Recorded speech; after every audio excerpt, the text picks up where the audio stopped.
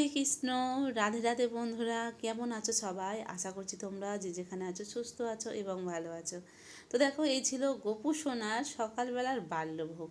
তো কি বলো তো, এই যে মুড়ি দেওয়া হয়েছে আর তার সঙ্গে কাজু কিশমিশ। তো আমি উঠেছি 3:30টার দিকে উঠেছি। তো উঠে আমি কিন্তু সংসারের যাবতীয় একটু কাজকর্মগুলো করছিলাম। আর এক্সট্রা অনেক কাজ ছিল, সেগুলো আমার করতে পারিনি কদিন ভর। তো যার জন্য কিন্তু সেগুলো আমি করছিলাম। আর গোপু সোনার বাবা সকালবেলা বাল্যভোগ টোকগুলো নিবেদন করে গিয়েছে। আর আমি বেলা থেকে তারপরে গোপু সোনার স্নান টানগুলো করাবো। আর গোপু সোনার অনেক কাজকর্ম আমার থেকে গেছে, সেগুলো আমাকে করতে হবে। এই ছিল একটু দুধ, তো দুধটাকে একটু ছানা কাটিয়ে নেব। তো যার জন্য কিন্তু একটু ফুটিয়ে নিয়েছি ভালো করে, তারপরে দিয়ে দিয়েছি লেবুর রস। তো ছানাটা একটু গোপু সোনা কাটিয়ে দিই, বা কোনো কিছু তৈরি করলেও কিন্তু হয়। সেদিনে ছানার কোপ্তা করেছিলাম, মেয়ের বা সবার কিন্তু বেশ ভালো লেগেছে। আর আমিও আজকে ইচ্ছা হয়েছে যে ছানার কোনো একটা কিছু দিয়ে একটা নতুন রেসিপি করব। তো এদিকে রান্নার জোগাড় করতে করতে তারপর গোপু সোনাদের স্নান টান করাবো। আর বেলা হয়েছে মোটামুটি, আর ছাদে রোদ্দুর এসছে এত, আর গাছগুলো দেখছি যে শুকনো মতন হয়ে যাচ্ছে। একদম ফার্স্ট সকালবেলা করে উঠে আমি স্নান করে সঙ্গে সঙ্গে গাছে জল দিই।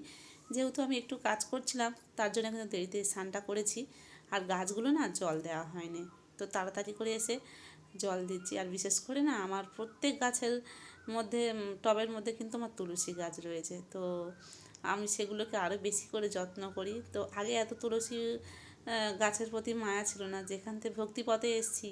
তো ভগবানের সেবা যেহেতু আমরা সবসময় করি, তো ভগবানের তো তুলসী পত্র না হলে কিন্তু সেবা কাজ কোনো কিছু হবে না। তো যার জন্যে কিন্তু আমাদের বৃন্দা দেবী সবসময় আমাদেরকে মজবুত করে রাখতে হয়। তো সেই জন্য সবসময় মাথায় কিন্তু সেই চিন্তাটা থাকে। তো গাছগুলো বেশ ভালো ছোট ছোট হচ্ছে। আর এই সামনে তো বৈশাখ মাস আসছে, ঝাড়া বসাতে হবে ছোট গাছ। তখন একটা তুলসী গাছ খুঁজতে গেলে কত নাটা ঝামটা খেতে হতো, কোথায় থেকে পাই না পাই। কিন্তু যেখান থেকে আমার গোপু সোনা আমার কাছে এসছে, সত্যি বলতে আমার তুলসী পত্রের কোনো দিন অভাব হয়নি। আর সবসময় আমার কাছে কিন্তু বৃন্দা দেবী সবসময় সতেজ থাকে। তারপরে চলে আসলাম গোপু সোনাকে স্নান করাতে। তো দেখতে পাচ্ছ গোপু সোনাকে স্নান করাচ্ছি। তো আমার ছোট্ট সোনামণিকে স্নান করাতে কিন্তু আমার ভীষণ ভালো লাগে।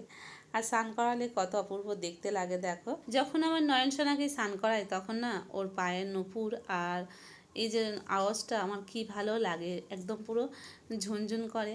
আর কত সুন্দর মিষ্টি আওয়াজটা, ভীষণ ভালো লাগে। তো সত্যি বাচ্চাদের মানে যেমন ছোট্ট ছোট্ট বাচ্চাদের হাতে পায়ে যেমন নুপুর থাকলে বাজলে কত সুন্দর একটা আওয়াজ হয়, তো আমার গোপু সোনারও কিন্তু সেই রকম সেম আওয়াজ হয়, ভালো লাগে।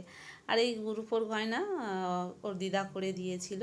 আর বালা দুটো দিয়েছিল ওর পিসিমণি।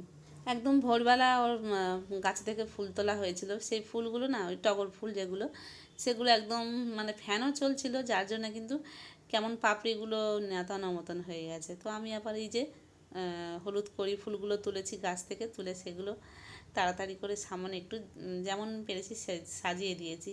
তো আর ঘণ্টাখানেকের মধ্যে দেখো ফুলগুলো যেন কেমন, মানে গরমের মধ্যে তো কেমন হয়ে গেছে।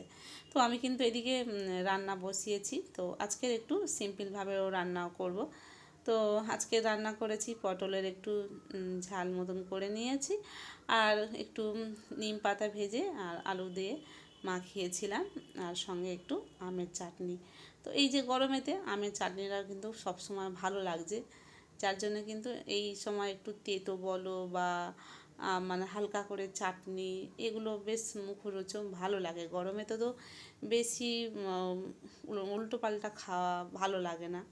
তো সেই জন্যে তো একটু তেতো করলাম আর একটু চাটনিও করলাম।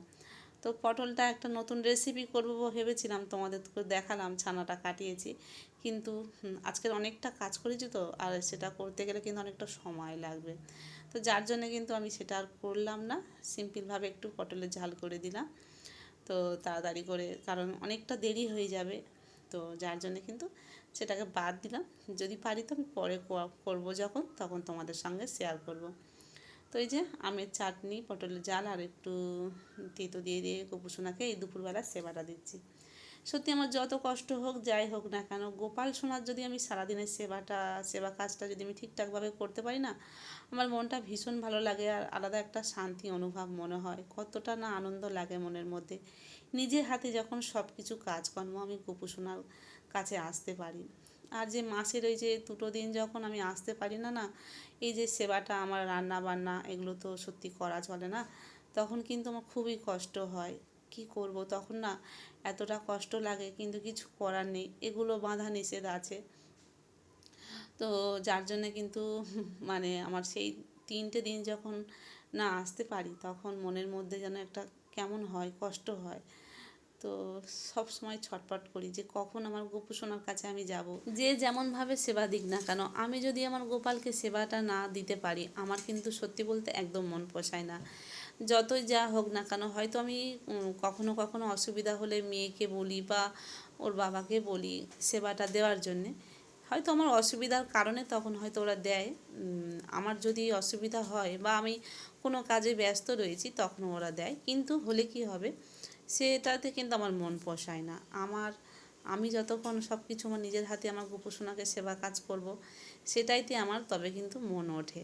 তো এই যে সব কিছু দুপুরবেলা সেবা টেবা করিয়ে গোপোষণাদেরকে একটু শয়নে দিয়ে দিয়েছি। আর কিছু কাজকর্ম ছিল, সেটা হলো এই যে গোপোষণার কিছু জামা ড্রেসপত্রগুলো সকালে আর ধোয়া হয়নি।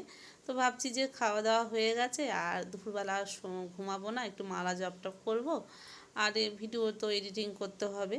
তো এইগুলো একটু ধুয়ে ধায়ে দিই, ড্রেসগুলো হালকা করে একটু সাবান দিয়ে দিচ্ছি, কদিন ধরে একটু জলে ধুয়ে ধুয়ে দিচ্ছিলাম।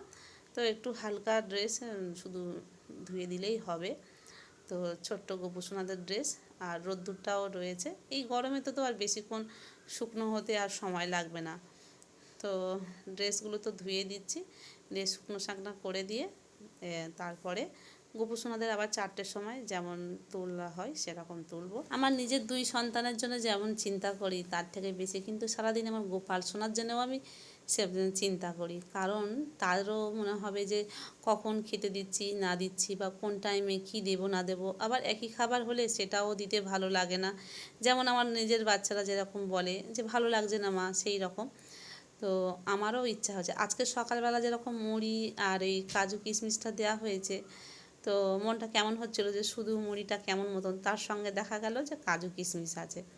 তারপরে যেন মনটা একটু হলো। আমি প্রথমে ভেবেছিলাম যে শুধু মুড়ি দিয়েছে, তো সত্যি বলতে আমার ছেলে মেয়েরা শুধু মুড়ি খায় না, একদম খেতে চায় না। তো আমি তখন ভাবছিলাম যে আমার গোপুসোনাকে কি শুধু মুড়ি দেওয়া হলো, এই দিয়ে আমার গোপুসোনা কীভাবে খেলো। তো তার সঙ্গে দেখলাম যে না, কাজু কিশমিশ ছিল। তো যাই হোক, কাজু কিশমিশটা দেখে তারপরে কিন্তু আমার মানে মনটা মানে ভালো লাগলো। না হলে আমার খুবই কষ্ট হতো, কারণ শুধু শুকনো মুড়ি সত্যি আমরা খেতে পারি না, তাহলে আমার গোপু সোনা কীভাবে খাবে। তো সেইটাই মনে ভাবছিলাম। তো যাই হোক, গোপু সোনার খাবার কিন্তু গোপু সোনা কিন্তু ঠিক জোগাড় করে নেবে, আর ওর যেটা ইচ্ছা হবে সেটা কিন্তু ঠিক না ঠিক কোনো প্রকারে আমরা জোগাড় করে নেব, আর সেটাই গোপু সোনাকে নিবেদন করা হবে। তো জামাপত্রগুলো সমস্ত কিছু ধুয়ে ধায়ে নিয়েছি, আর দেখেছো তো এখন প্রায় 3টে মতন বাজে।